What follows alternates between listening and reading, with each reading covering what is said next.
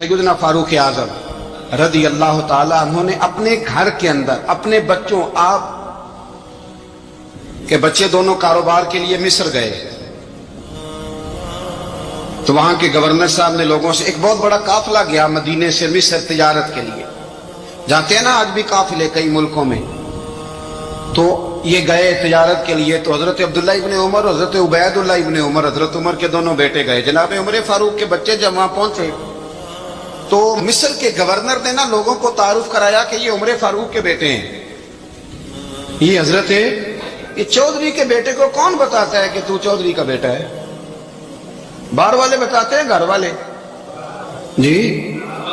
और सेठ साहब के बेटे को कौन बताता है कि तू सेठ साहब का बेटा है? और मालिक को कौन बताता है कि तू मालिक का बेटा है और ये किराएदार है? ये कौन बताता है? ये सोच हम देते हैं बच्चों को।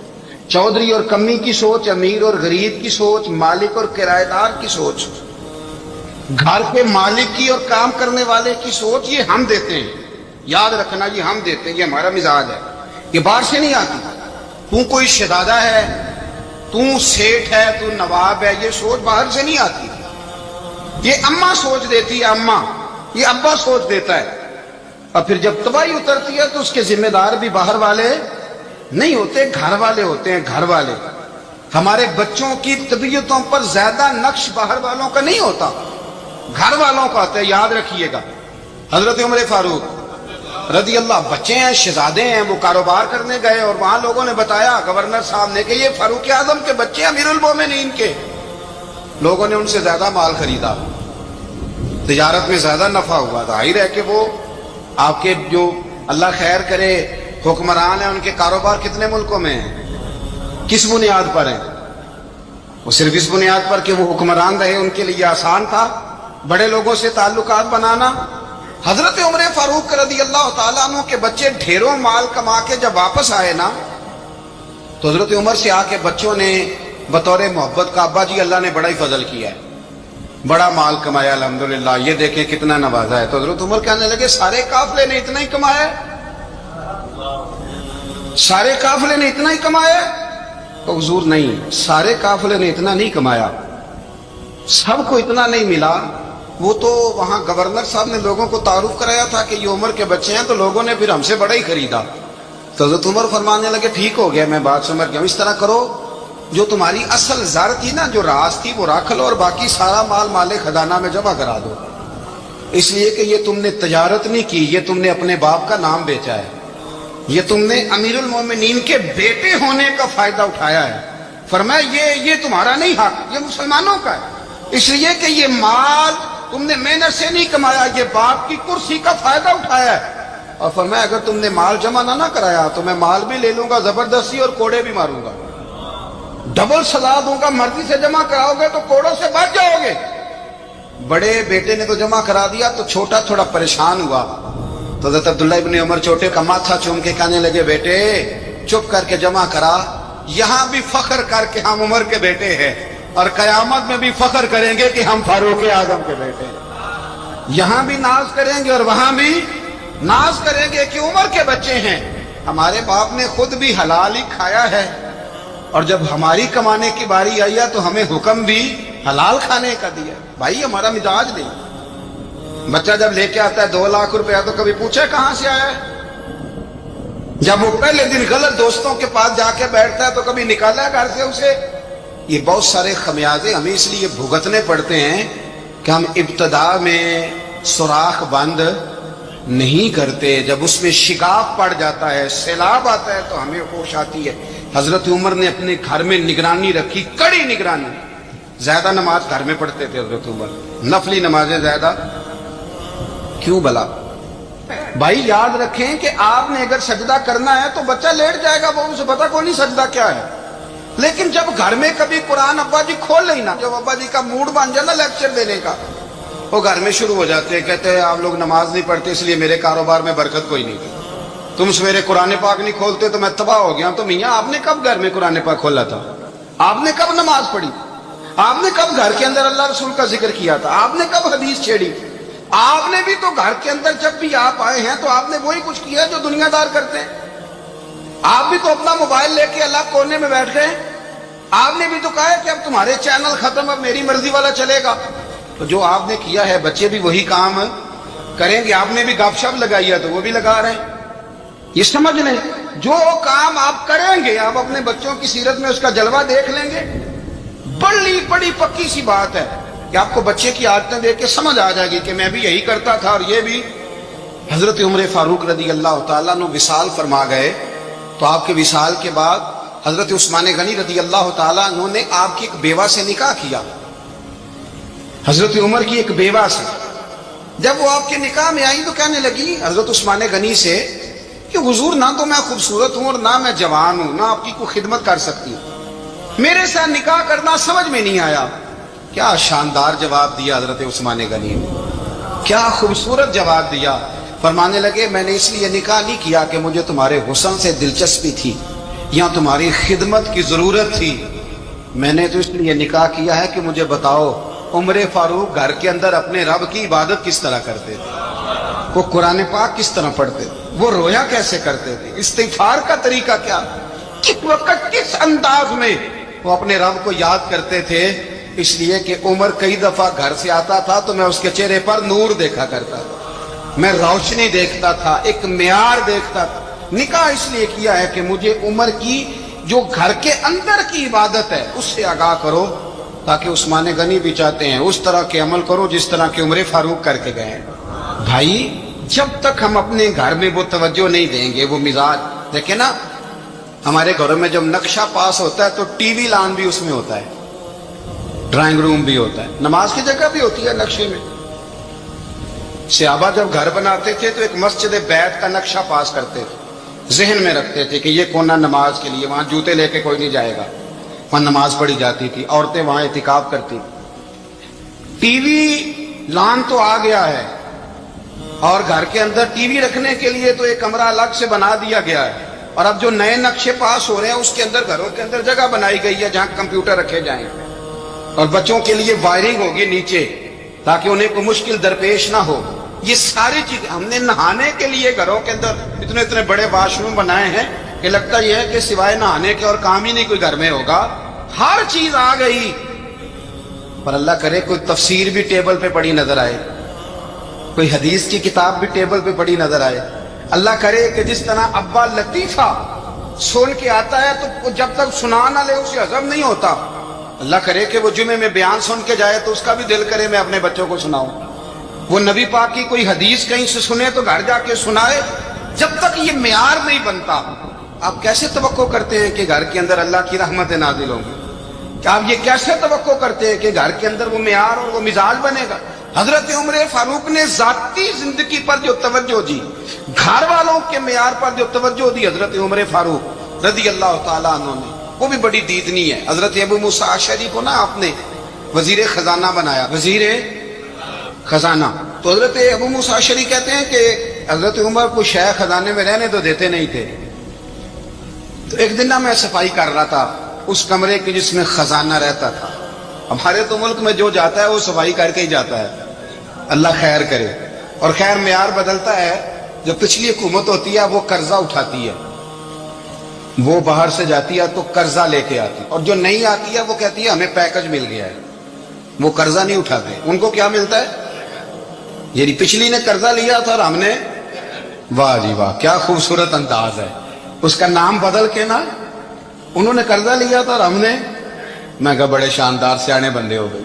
اور اللہ تعالیٰ خیر فرمائے, ہمارے جو بڑے شاندار قسم کے دوست ہیں نا, شاندار, جن کا ادب سے نام لیتے ہیں, وہ عرب کے بادشاہ ہیں. ہم تو عرب خالی کہتے بھی نہیں, عرب شریف کہتے ہیں, عرب شریف. انہوں نے پتہ کیا کیا ہے؟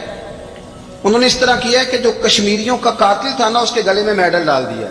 یہی کام وہ کرتے رہتے. انہوں نے پہلے انہیں بلا کے مندر بھی بنوائے تھے, ہمیں کوئی شکوہ نہیں, ان کی زمین ہے, اللہ تعالیٰ توفیق عطا کرنے والا ہے. پر خیال یہ تھا کہ چلو کشمیریوں کے زخموں پر نمک نہ چھڑکتے, 2 مہینے انتظار کر لیتے, کچھ حالات سنور جاتے, کچھ تھوڑا انتظار. ہیں ہمارے دوست, ہمارے وزیر اعظم صاحب جب جاتے ہیں تو وہ پھولوں کا ہاتھ ڈالتے ہیں ہمارے دوست, لیکن انہیں وہ حدیث یاد نہیں کہ نبی پاک علیہ السلام نے فرمایا جب میرے مومن کو تکلیف ہوتی ہے تو مجھے بھی گنبد خضرا میں تکلیف ہوتی ہے۔ انہیں نہ کشمیریوں کا خون یاد نہیں آیا، انہیں برہان وانی کی کٹی ہوئی لاش یاد نہیں آئی، انہیں 30,000 بیوہ عورتیں یاد نہیں آئی، 30,000 بیوہ عورتیں جن کے سواگ اجڑ گئے، اور انہیں 1.25 لاکھ یتیم بچہ یاد نہیں آیا جو یتیمی کی زندگی گزار رہا ہے، اور اس کے باوجود بہت بڑے ذمہ دار ہے وہ۔ مجھے پڑھ لینے دو آج احمد فراز کا شعر، وہ ہمارے مکتب کوئی ایسا نہیں کہ وہ مولوی تھا، وہ غیر جانبدار تھا، پر مجھے آج پڑھ لینے دو اس کا شعر، ایک کلیجے کا درد ہے، پڑھ لینے دو۔ اس نے کہا تھا کہ پڑھتا ہوں تو کہتی ہے یہ خالق کی کتاب ہے، مثل یہودی یہ سعودی بھی عذاب، اس قوم کے بارے میں کیا لکھوں فراز، کعبے کی کمائی سے جو پیتے ہیں شراب، کعبے کی کمائی سے جو پیتے ہیں شراب، اس قوم کے بارے میں کیا لکھوں فراز، کہ کعبے کی کمائی سے جو پیتے ہیں شراب۔ میں خیال نہیں آیا تمہارا صرف دین یہ ہے کہ قبریں گرا دو، مزارات گرا دو، فقط یہ دین ہے؟ کوئی نبی پاک کے روزے کی طرف منہ کرے تو اسے مشرک کہو، یہ دین ہے؟ اس کا نام مذہب رکھا تم نے؟ مذہب تو اس کا نام ہے کہ جو رسول اللہ کا نام لینے والا ہے وہ ہمارا یار ہے، اور جو نبی پاک کا نام لینے والا نہیں ہمارا اس سے کوئی تعلق، یہ دین ہے۔ حضرت عمر فاروق کی سیرت سنا رہا ہوں، حضرت عمر کی۔ حضرت ابو موسیٰ اشعری نے ایک عیسائی کو منشی رکھا تھا، اکاؤنٹ آفیسر حضرت ابو موسیٰ اشعری نے۔ تو حضرت عمر فاروق بول پڑے، کہنے لگے تمہیں مسلمان کوئی نہیں ملا تھا؟ کلمہ گو نہیں تمہیں نظر آئے؟ کشمیریوں کی لاشیں نظر نہیں آتی؟ ان کا خون بہ رہا ہے، تباہی اتر رہی ہے، اور تم قاتل کو گولڈ میڈل پہنا رہے ہو۔ اور یاد رکھنا، جب مسلمانوں کی بچیاں روندی جاتی ہوں نا تو پھر اسلام امن کا درس نہیں دیتا، پھر اسلام جہاد کی بات کرتا ہے، پھر اسلام جہاد کی بات کرتا ہے، جہاد کی۔ وہ قومیں غیرت مند نہیں ہوتی کہ جن کے گھروں میں آگ لگی ہو اور وہ غیروں کو ہار پہناتی پھرے۔ اللہ کا کچھ خوف کرو، زندگی مختصر ہے، دبئی میں کتنے رہے اور کتنے چلے گئے۔ خدا را کچھ، خدا تم سے اچھے تو وہ نیو یارک کے رائٹر ہیں جو کم از کم اپنے کالموں میں کشمیر کی بات کرتے ہیں، تم سے اچھا برطانیہ کا وہ شخص ہے جو کم از کم BBC لندن پہ رپورٹ جاری کرتا ہے تو کہتا ہے کشمیر پہ ظلم ہو رہا ہے، تم سے تو وہ اچھے رہ گئے۔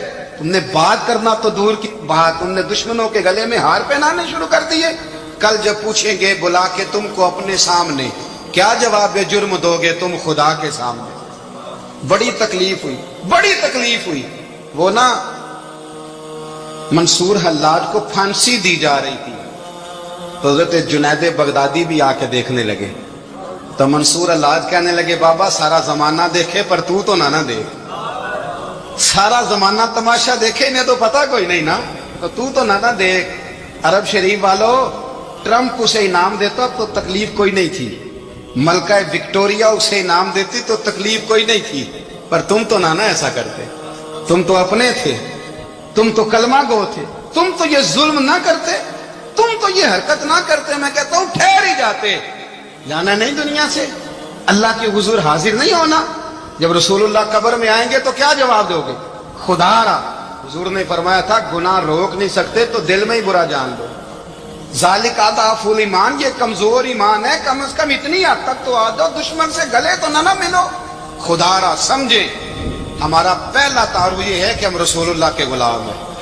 اقبال نے کہا تھا وطن کا بت نہ بنانا، وطن کو بت نہ بنانا۔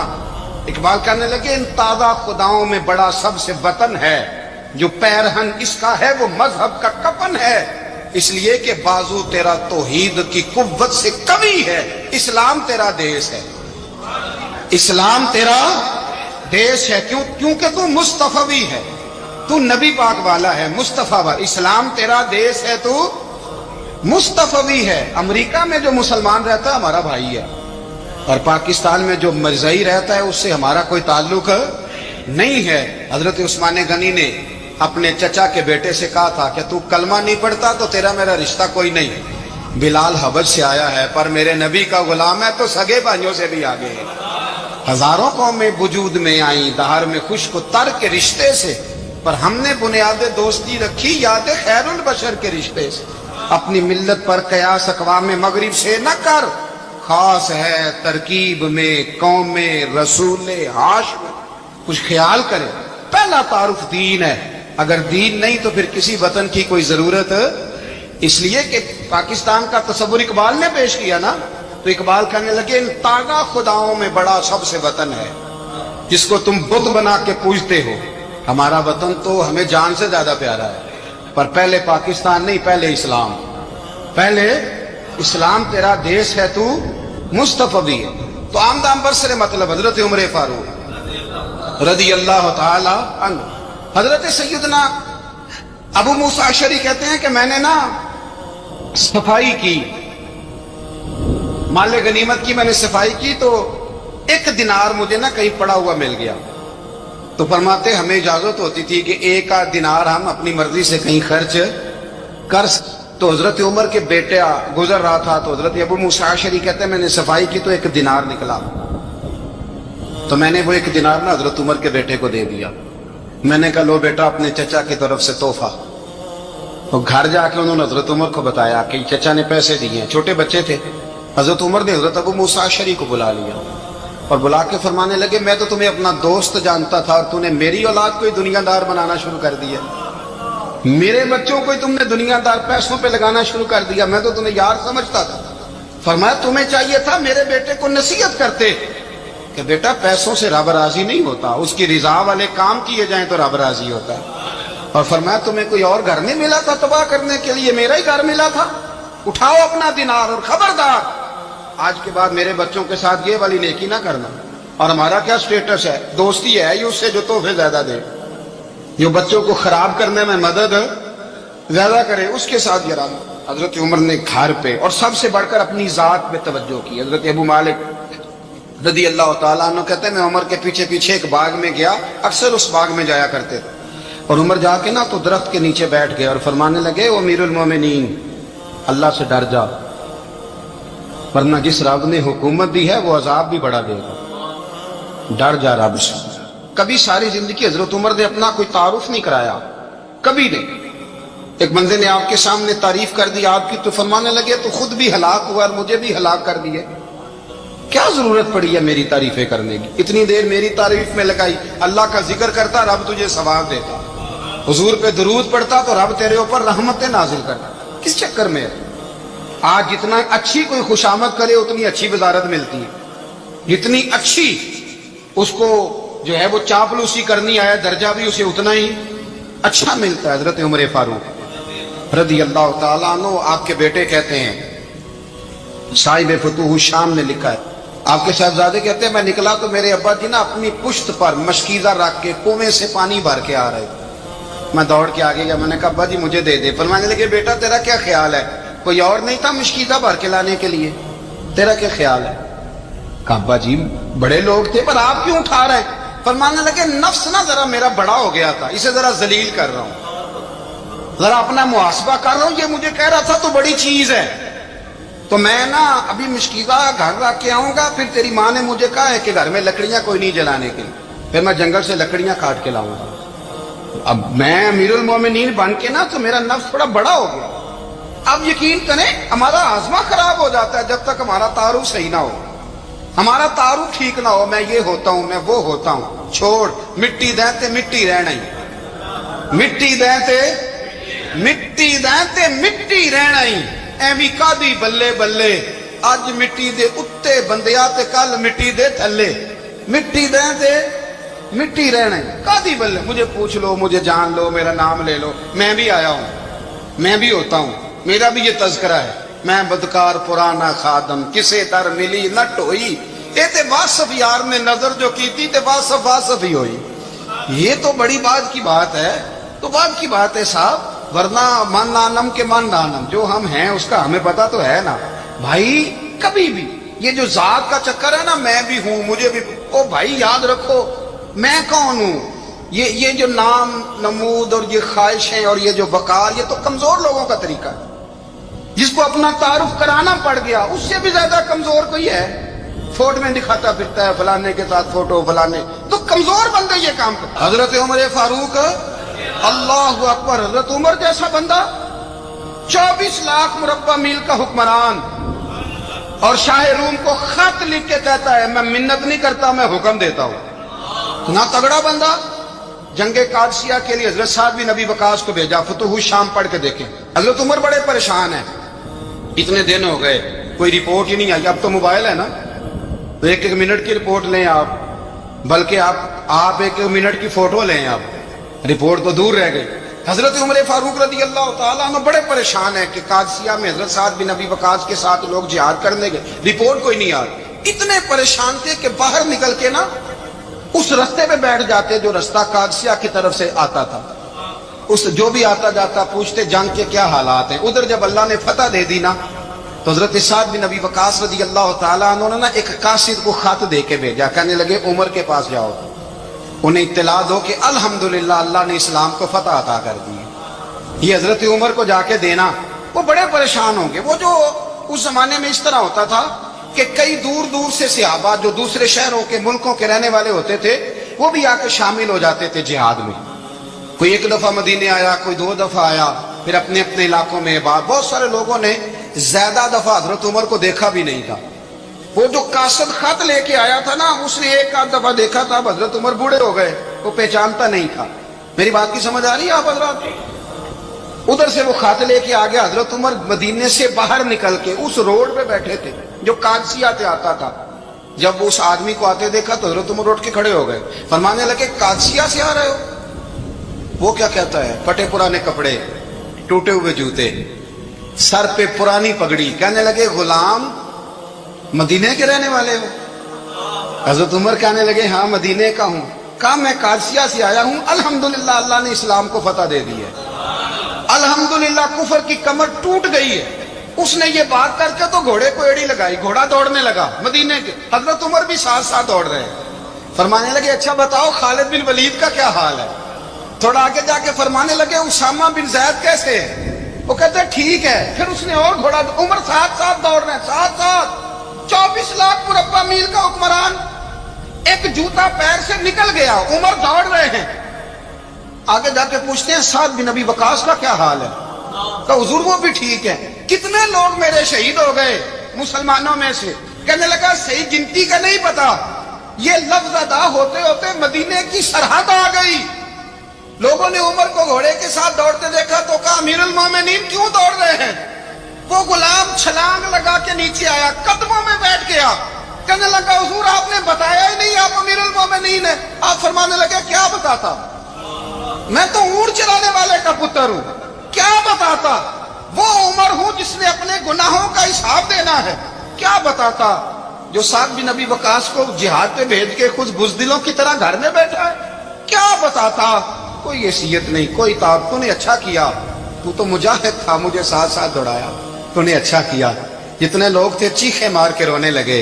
حضرت فاروق اعظم سے کہنے لگے عمر جب تک تیرے جلوے رہیں گے اللہ کامیابیاں ہی عطا فرمائے گا, جب تک تیرا رنگ رہے گا اللہ تعالیٰ نوازتا ہی رہے گا.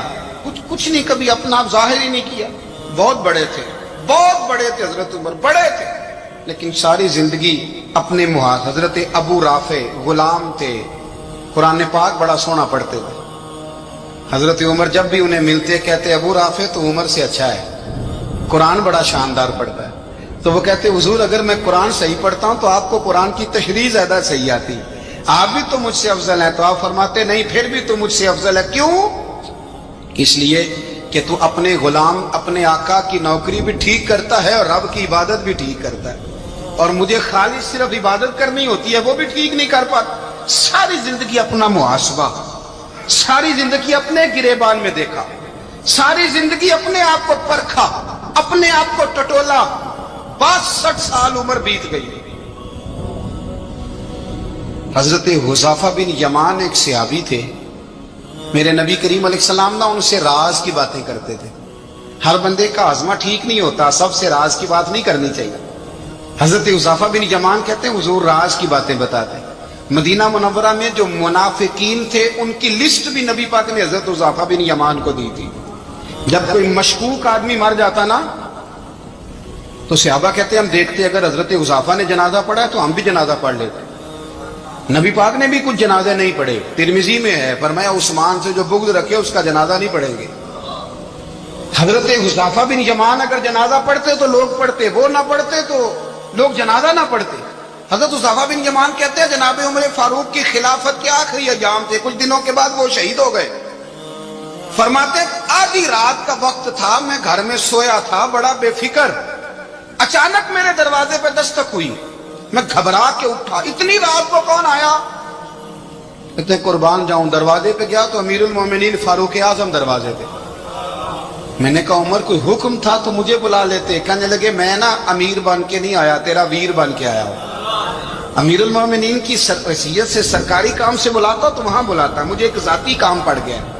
کہتے میں نے عمر کو گھر کی اندر بلا کے چارپائی پہ بٹھایا، میں نے کہا حضور میں غریب آدمی ہوں، میں کیا آپ کے کام آ سکتا ہوں؟ تو کہتے انہوں نے نا مجھے ساتھ بٹھا لیا، پھر میرا ہاتھ پکڑ لیا، کہنے لگے تو عمر کو جانتا ہے؟ عمر جھوٹ نہیں بولتا، تو جانتا ہے عمر وعدوں کا پکا ہے؟ کہا حضور جانتا ہوں۔ کہا میں اس وقت آیا ہوں جب دیکھ بھی کوئی نہیں رہا۔ حضرت حذیفہ بن یمان کہتے ہیں پریشان ہو گیا، حضور پہلیاں نہ بجھوائے، مہربانی کر بتائیں کدھر آئے ہیں؟ حضرت عمر فاروق فرمانے لگے 62 سال کا ہو گیا ہوں، 63 میں چل رہا ہے، داڑھی سفید ہو گئی ہے، الپک گیا، اٹھ فریدہ ستیا، داڑھی آ گئی پور، اگا نیڑے آ گئی، پیچھا رہ گئی دور، اب قبر اشر کا معاملہ صاف نظر آنے لگا ہے۔ کہا حضور مجھ سے کیا چاہتے ہیں؟ حضرت عمر رو پڑے، کہنے لگے آج میں عشاء کے بعد نکلا ہوں تو نبی پاک کے صحابہ مجھے نیک کہہ رہے تھے، پھر میں نے بچوں کی ماں سے اور بچوں سے بھی پوچھا ہے، وہ بھی مجھ سے راضی ہیں، پر حذیفہ تیرے ساتھ نبی پاک راز کی باتیں کرتے تھے، سچ بتا کہیں عمر کا نام منافقوں میں شامل تو نہیں؟ سچ بتا ان منافقین میں تو شامل نہیں، کہیں اوپر سے تو نہیں سارا کچھ؟ حضرت حذیفہ بن یمان کہتے ہیں میں باپ کے مرنے پہ اتنا نہیں رویا جتنا عمر کے سوال پہ رویا۔ میں قدموں میں بیٹھ گیا، میں نے کہا نہیں عمر یہ تو میں نے نہیں سنا، لیکن یہ میں نے نبی پاک سے ضرور سنا ہے کہ میرے بعد اگر کوئی نبی ہوتا تو عمر ابن خطاب ہوتا۔ یہ میں نے اپنے کانوں سے سنا ہے کہ عمر جس گلی سے گزرے شیطان رستہ بدل جاتا ہے۔ یہ میں نے اپنے کانوں سے سنا ہے کہ 950 سال حضرت جبریل جناب عمر کی شان بیان کریں تو پھر بھی بیان نہیں ہو سکتا، یہ میں نے ضرور سنا۔ دوستو ساری زندگی حضرت عمر نے اگر دوسروں کا محاسبہ کیا تو اپنا اور اپنے بچوں کا بھی کڑا خیال رکھا، اپنی ذات پر بڑی توجہ دی۔ جو لوگ اپنا بھول جاتے ہیں نا، ہمیں اپنی صحت کا بڑا خیال ہے لیکن اپنی روحانی زندگی کا کوئی خیال نہیں ہے، قلبی زندگی کا کوئی تصور نہیں۔ آپ یقین کریں موٹا آدمی کمزور ہونے کے لیے جدوجہد کر رہا ہے، کمزور طاقتور ہونے کے لیے، لیکن جس کو کتنے دن بیت گئے اللہ رسول کی یاد میں رویا ہی نہیں، کتنے دن بیت گئے نہ سننے کو دل ہی نہیں چاہا، جسے مہینوں بیت گئے اور قرآن پاک کی طرف نظر ہی نہیں گئی، وہ فکر مند ہی نہیں۔ زندگی زندہ دلی کا نام ہے، مردہ دل کیا خاک جیا کرتے ہیں؟ بھائی حضرت عمر کی زندگی دور حاضر میں ہمیں یہ سبق دیتی ہے کہ کڑی نگرانی رکھو اپنے پودوں کی، کڑا خیال رکھو اپنے ذاتی باغ کا، اور یہ جو تمہارے دل کی دنیا ہے یہ تمہاری روح کی زندگی ہے، اس کا محاسبہ کرتے رہو۔ نبی کریم علیہ السلام نے فرمایا اپنا حساب خود کر لو قبل اس کے کہ تمہارا حساب کیا جائے۔ اپنا حساب بولیے، اپنا حساب۔ ہم ساری دنیا کا حساب کرتے پھرتے ہیں، کوئی کہاں سے کماتا ہے کہاں کھاتا ہے، پر اپنا حساب حضور نے فرمایا حساب کر لو قبل اس سے کہ تمہارا حساب۔ مولا علی فرماتے ہیں نماز پڑھ لو قبل اس کے کہ تمہاری نماز پڑھی جائے، نماز پڑھ لو قبل اس کے کہ تمہاری۔ اپنا محاسبہ کریں، تھوڑا سا نا اوپر دائیں بائیں دیکھنے کی بجائے تھوڑی سی گردن جھکا کے نا، درویش کہتے ہیں برے بندے نو میں لبن ٹریا تے جگ تے ملیا نہ کوئی، اپنے اندر چاتی پائی تے میتھوں برا نہ کوئی۔ تھوڑی سی نا، تھوڑی سی اپنی طرف توجہ دیں۔ ہم نا بے چین وقت گزار رہے ہیں، بے قرار ہیں، بے سکون ہیں، سبب یہ ہے کہ ہم نے نا اپنا حساب کرنا چھوڑ۔ ایک دفعہ ایک دانشور کہتے ہیں میں نے ایک آدمی سے پوچھا تو ہر سیاسی پارٹی میں مل جاتا ہے، تیری پارٹی ہے کون سی؟ کہنے لگا تینوں اجے بھی نہیں سمجھ آئی، میری وہ پارٹی ہے جس کی حکومت ہوتی ہے، وہ جس کی بھی ہو وہ ہماری ہوئی ہے۔ آپ لوگوں کو سمجھنا ہے، مجھے سمجھنا ہے، نمبر پلیٹیں بدلنے سے انقلاب نہیں آتا، انجن بدلنے سے آتا ہے۔ بہت سارے لوگوں نے بہت سارے لوگوں کے ساتھ اپنا تعلق بنایا، لیکن کچھ عرصے کے بعد انہیں محسوس ہوا کہ فلانی جگہ پہ تو معاملہ اور تھا۔ خیر ہمارے ملک میں یہ کوئی پریشانی نہیں، یہاں خیر ہے۔ یہاں لوگ پہلے 5 سال ڈھٹائی سے ٹی وی پہ بیٹھ کے ایک سیاسی جماعت کا دفاع کرتے ہیں، اگلے 5 سال دوسری کا شروع کر دیتے ہیں، اور ڈھٹائی کے ساتھ، دلیری کے ساتھ۔ آپ ان سے کہیں کہ آپ پہلے تو وہاں تھے، تو کہتے ہیں اس وقت بھی میں ٹھیک ہی تھا، آج بھی میں ٹھیک ہوں۔ ایسا ظلم ہے۔ اور عوام بیچاری، زیادتی بیسیکلی ان لوگوں کی ہوتی ہے جو جذباتی ووٹر سپورٹر ہو جاتے ہیں۔ آپ کو پتہ ہے اس وقت قوم کی حالت کیا ہے؟ اس وقت غریب آدمی جو ہے نا بیچارہ، اس کے لیے 2 وقت کی روٹی اور ضروریات زندگی مشکل کر دی گئی ہیں، اور ہر بندہ دکھ سنا نہیں سکتا۔ کچھ لوگوں کی طبیعت ایسی نہیں ہوتی کہ وہ روئیں۔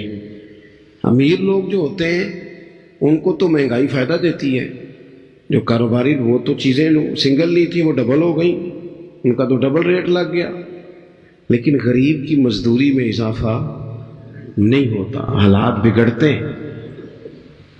لیکن ہمارا حال یہ ہے کہ ہماری کاریں اللہ نے دی تھی اپنے فضل سے، لیکن وہ کار، وہ کوٹھی، وہ بنگلہ، وہ ڈیرا، وہ کار کبھی کسی غریب کو ہسپتال لے جانے کے کام تو نہیں آتی، لیکن کوئی سیاسی جلسہ ہو تو پھر وہ نکل آتی ہے باہر، پھر اس پجاروں پہ جھنڈا لگ جاتا ہے۔